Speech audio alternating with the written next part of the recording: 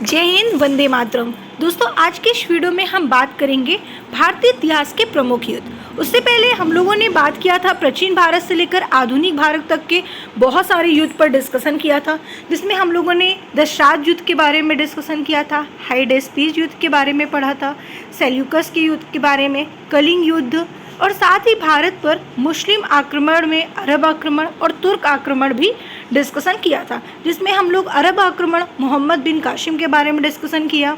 उसके अलावा सुबुतगीन के बारे में, मोहम्मद गजनवी के बारे में, ठीक है। और साथ ही हम लोगों ने तराइन का प्रथम युद्ध, द्वितीय युद्ध और चंदावर का युद्ध के बारे में भी डिस्कशन किया था। तो यहाँ तक हम लोगों ने कंप्लीट डिस्कशन कर लिया है।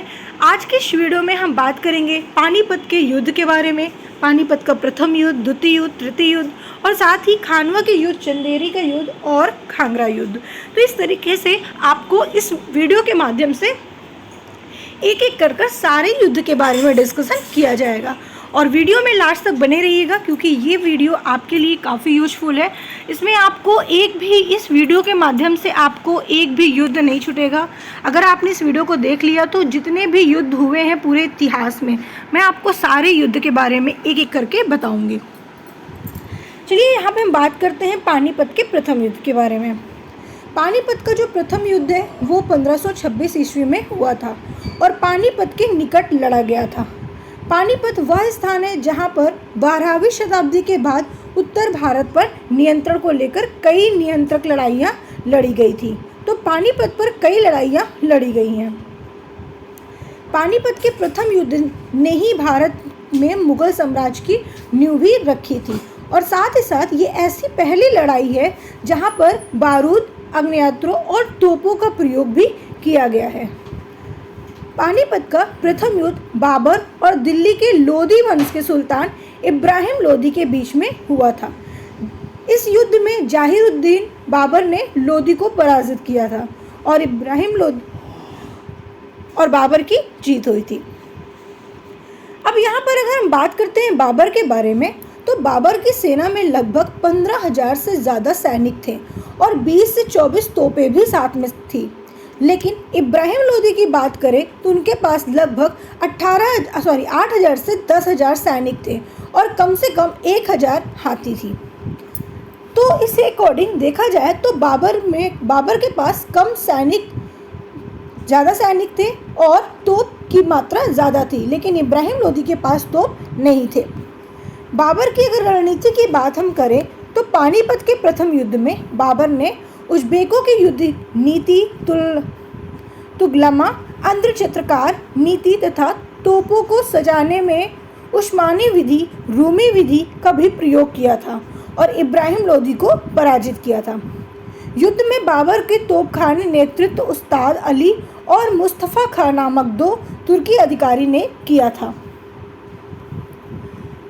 अब अगर हम बात करते हैं यहाँ पर पानीपत के प्रथम युद्ध के बारे में थोड़ा सा और भी डिस्कशन करें, तो पानीपत के प्रथम युद्ध जीतने के बाद बाबर ने जनता में चांदी के सिक्के भी बंटवाए थे। आपसे यहाँ पे क्वेश्चन पूछा जा सकता है कि चांदी के सिक्के किसने बंटवाए थे। अभी तक आपने क्वेश्चन सुना था कि चांदी के सिक्के किसने चलवाए थे, लेकिन अब पूछा जाएगा क्वेश्चन कि चांदी के सिक्के किसने बंटवाए थे।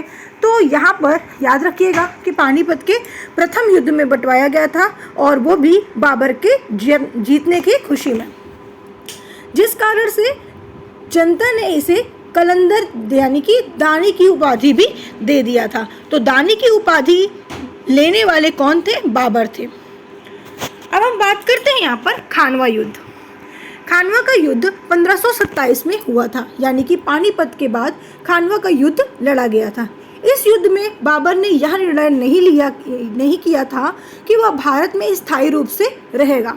जैसे ही बाबर ने भारत में रहने का योजना बनाई तो राणा संघ ने विरोध कर दिया था। 1527 में खानवा जो आगरा के समीप है वहाँ पर यह युद्ध लड़ा गया था और इस युद्ध में बाबर और राणा संघ के बीच में हुआ था। उसके पश्चात अगर देखा जाए तो मनोबल बढ़ाया गया सैनिकों का कि ये लड़ाई शुरू हो गई है। 1527 में तमंगा नामक टैक्स को भी इन्होंने ख़त्म कर दिया था और बाबर को हर साल में यह युद्ध जीतना था। इसी युद्ध में बाबर ने जिहाद शब्द का प्रयोग किया था। जिहाद सर्व धर्म के लिए जाने देश का प्रयोग किया था और इस युद्ध में बाबर अपने सैनिकों को मदिरा पीने से रोक लगा दिया था कि किसी को भी मदिरा नहीं पीना है। ठीक है, किसने? बाबर ने। बाबर की जो सेना थी वो पूरी बहादुरी से लड़ी और इस युद्ध में बाबर की जीत भी हुई थी और इस युद्ध के बाद बाबर ने गाजी की उपाधि भी धारण की थी। तो गाजी की उपाधि धारण करने वाले कौन थे? आपको बताना है, बाबर थे। और इसी युद्ध के बाद बाबर ने यह निर्णय भी लिया था कि भारत में स्थायी रूप से रहेगा। अब हम बात करते हैं यहाँ पर चंदेरी के युद्ध के बारे में। चंदेरी के युद्ध के बारे में बात करें तो चंदेरी मालवा और बुंदेलखंड की सीमा पर स्थित एक महत्वपूर्ण व्यापारिक और राजनीतिक केंद्र था। युद्ध में बाबर की मेदिनी राय को पराजित किया और उसकी 2 पुत्रियां थीं, जो 2 पुत्र हुमायूं और कमरान को भेंट कर दिया गया था। अब हम बात करते हैं यहाँ पर, अच्छा याद रखिएगा, पानीपत 1526, खानवा 1527 और चंदेरी 1528 में। वहीं पर घाघरा का युद्ध 1529 में। तो याद रखना है आपको लाइन से, पानीपत 26 और आपका खानवा 27, चंदेरी 28, घाघरा 29।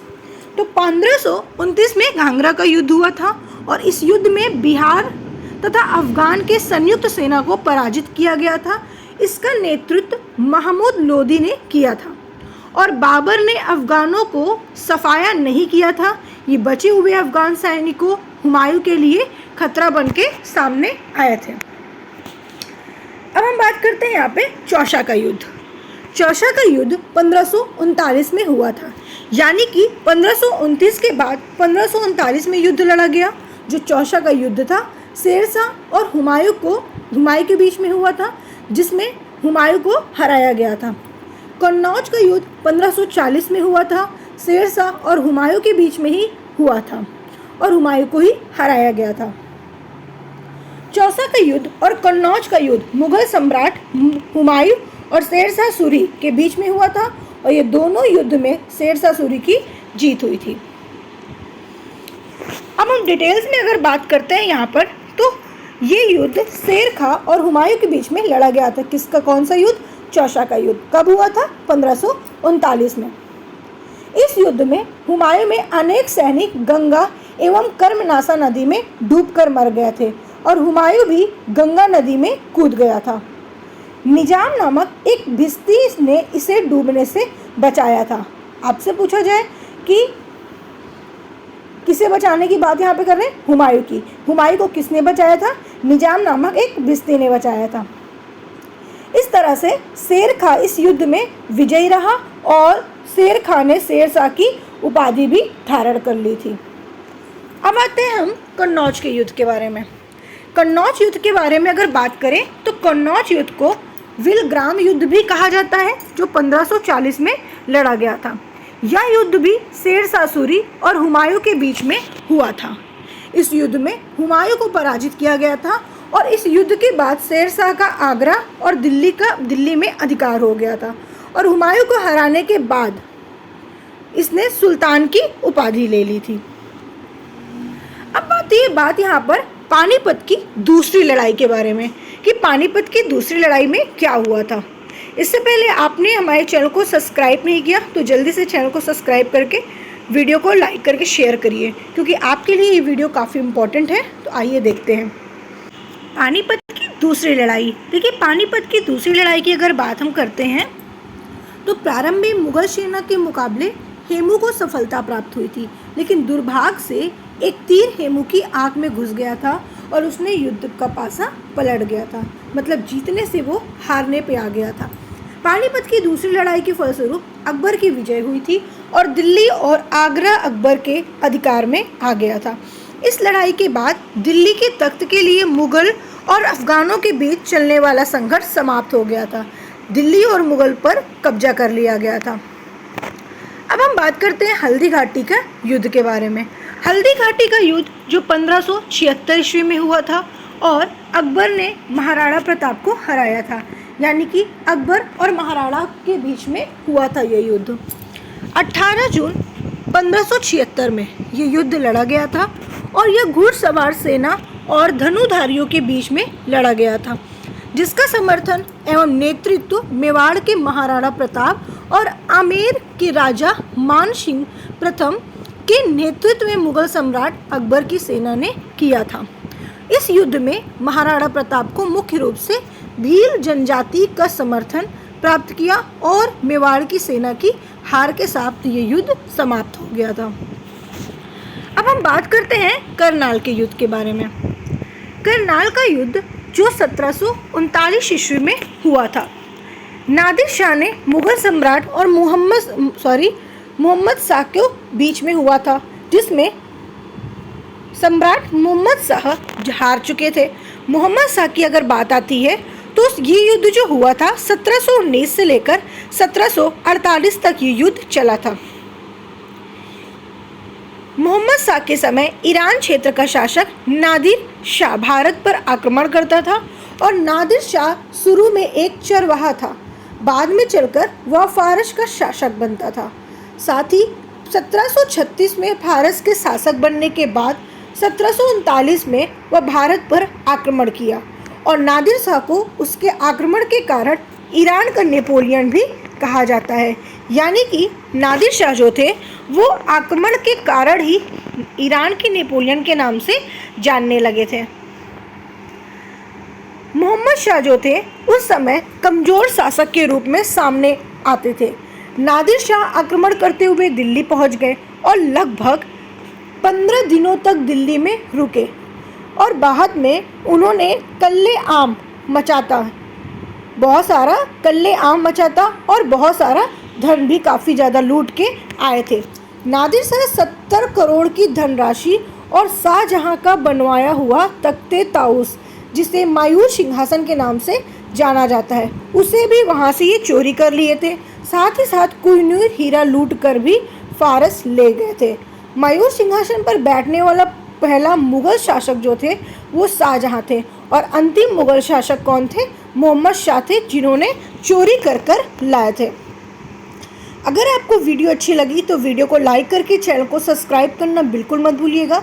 आपको मैंने लगभग युद्ध के बारे में बता दिया है और भी जो आपके इम्पोर्टेंट युद्ध हैं और जितने युद्ध हुए हैं वो मैं नेक्स्ट क्लास में आपको बताऊंगी।